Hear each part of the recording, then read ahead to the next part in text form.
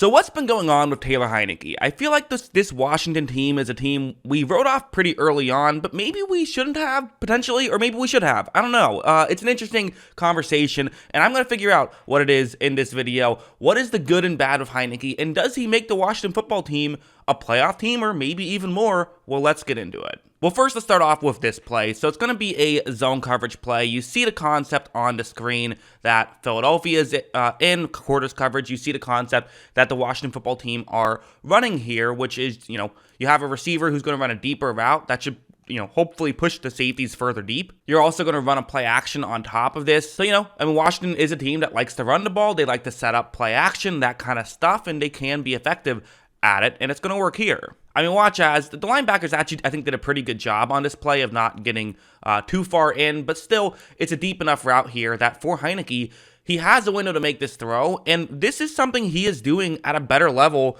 than Carson Wentz is. It is kind of fascinating that, I do think one of the things that maybe we didn't fully factor in was just Heinicke getting better as a quarterback. I think that he always has had playmaking ability. That's something that he's just always had. But I do think he's gotten better at just running an offense, and he does feel better this year at this stuff than he was last year at it. Watch Heinicke make a really accurate throw, and they're able to pick up a decent completion there. So, again, not the most difficult throw, right? That was his first read. It got open. He made the throw. That's the stuff you want to see him do. But the reality is, that's kind of all Washington needs to at least be a decent team. They have receivers who can go and make plays. They can scheme guys open. You kind of just need a quarterback who can do that stuff, and Heinicke is doing that stuff. Like something like this is another example of it, where it's a zone coverage play, and you're once again going to have a wide receiver who's just getting into a gap in coverage, just trying to find, sort of right there near the sideline. Hopefully he can get open. So you're going to see Heinicke take the snap, and Jahan Dotson, that's the wide receiver on that play. Watch him get open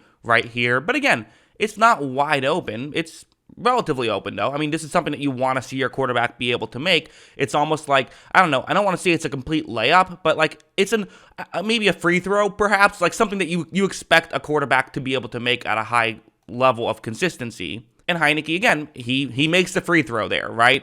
Perfect timing, perfect throw, all that good stuff. It's easy, but part of that is good. Again, you don't have to apologize for guys getting open. This is the team that covers incredibly well in the Philadelphia Eagles. So if guys are getting open against them, guys are going to get open consistently. So absolutely what Heinicke is doing is very effective. Now, let's go over here, because I want to sit here and say Heinicke has not been a star quarterback. I think that's totally reasonable. He's made some mistakes. And let's talk about the negatives, because again, there are some positives, there are some negatives as well. One thing is just he'll miss some throws. The guy's not the most talented quarterback out there. He just isn't. The physical tools just aren't, what we would like to see them be.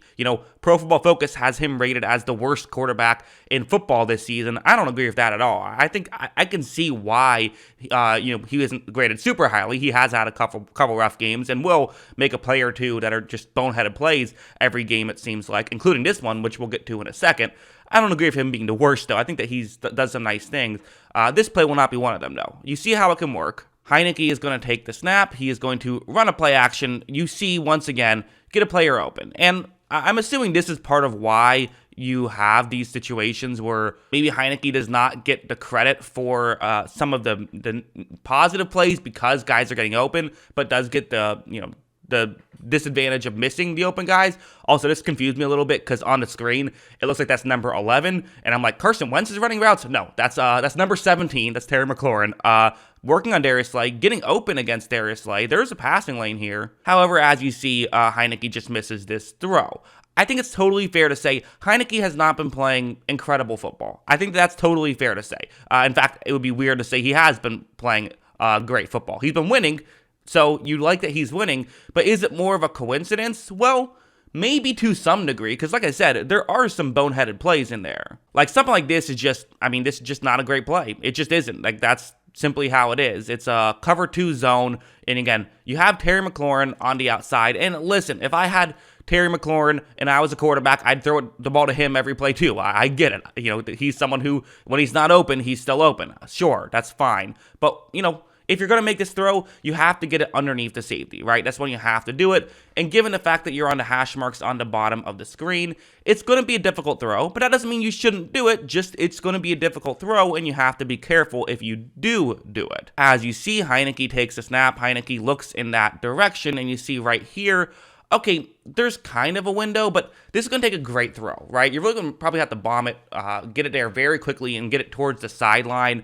The reality is, I would not advise Heinicke to make this throw whatsoever, but if you're going to do it, it has to be with a ton of zip, not much air under it. That's the way you have to make this throw. Heinicke's throw has a ton of air under it, which just led to a relatively easy interception right there. That's just a mistake by Heinicke, and maybe it's an arm talent thing too, because he didn't have the, say what you want about Carson Wentz. No, there's no denying Wentz has arm talent. Wentz might have a better chance of making that throw. Either way, it's a throw that should not have been made, and these are kind of the issues that you do feel like are going to eventually catch up with Heinicke. Although as a whole, I thought that this was, to me, I thought this was his best game of the season. I did. I thought that he played his best game of the season against the Eagles. Kind of weirdly, it seems like he always plays his best football when things are going, when the spotlight is on, he performs at his best.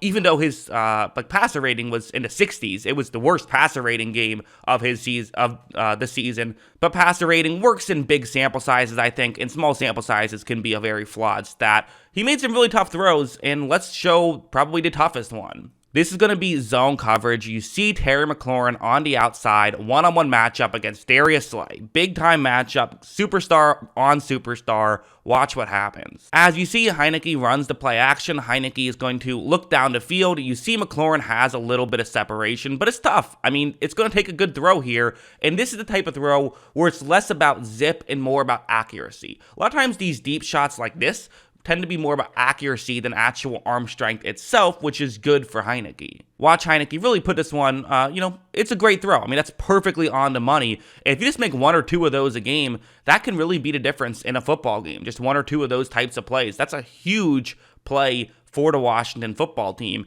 And it's stuff like this that makes you say, okay, maybe this is part of why the Washington football team has looked better with Taylor Heinicke at quarterback instead of with Carson Wentz at quarterback. Part of that, too, is, again, kind of, not the highest bar to clear. Wentz did not play very well when he was in there for Washington, but still. Washington is now 3-1 with Heinicke out there, and while, Pro Football Focus was not crazy about his entire, season up until this point, it is worth mentioning they did like his game against the Eagles, and I also like this game against the Eagles, and I think he showed flashes in the other three games. To me, he's earned a start here, and I do think there's an outside chance they could be a playoff team right now. I mean, I know that might sound like a bit of a hot take, but you got to keep in mind the NFC is relatively weak with the three wildcard teams currently being the Giants, Cowboys, and 49ers.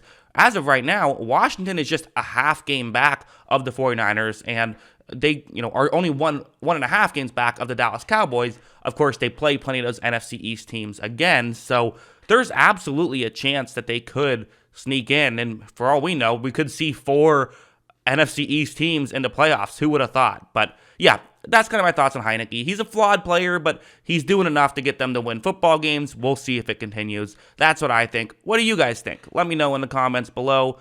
Always love hearing from you. And of course, as always, thanks for watching.